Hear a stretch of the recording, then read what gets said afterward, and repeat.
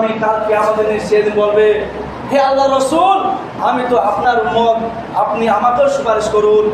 আল্লাহ নবী সাল্লাল্লাহু আলাইহি সাল্লাম বলবেন, তোমরা আমার উম্মত হতে পারো না, তোমরা এখান থেকে দূরে সরে চলে যাও।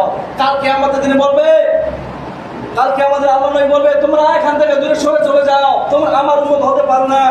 যদি তোমরা আমার উম্মত হতে, তাহলে এই উম্মতের মধ্যে তোমাদের চেহারার মধ্যে এমন একটা নূরের চমৎকার থাকতো, সেটা তোমাদের মধ্যে নেই। তোমরা আমার উম্মত হতে পারো না, ওই দিন কালকে আমাদের ওদেরকে তাড়িয়ে দেবে। এমনকি যখন জান্নাতে সেটেল হওয়ার পর, তখন জান্নাতে বসে যাবে, বুঝতে পারবে না যে আল্লাহ নবী যে দোয়া ওয়াদা করেছিলাম, যে তোমার দুনিয়াতে নামাজ পড়বে, রোজা রাখবে, সঠিকভাবে দিনে কাজ করবে, আল্লাহর সঙ্গে নাফরমানি করনি, আজ তোমরা সেই জান্নাত পেয়েছো কিনা? জান্নাতে বলবে, আল্লাহ রসুল, আমরা সবে ঠিক পেয়েছি, কিন্তু জান্নাত